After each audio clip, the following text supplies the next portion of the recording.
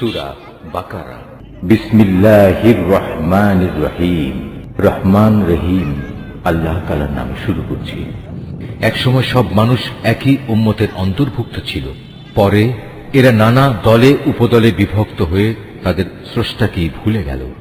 তখন আল্লাহ তাআলা সঠিক পথের অনুসারীদের সুসংবাদবাহী আর গুনাহগারদের জন্য আযাবের সতর্ককারী হিসেবে নবীদের পাঠালেন।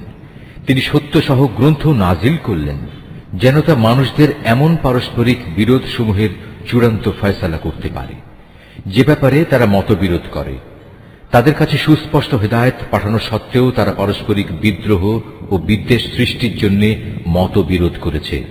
অতঃপর আল্লাহ তাআলা তাদের সবাইকে স্বীয় ইচ্ছায় সেই সঠিক পথ দেখালেন, যার ব্যাপারে ইতিপূর্বে তাদের মধ্যে মতবিরোধ সৃষ্টি হয়েছিল। আল্লাহ তাআলা যাকে চান তাকে সঠিক পথ দেখান।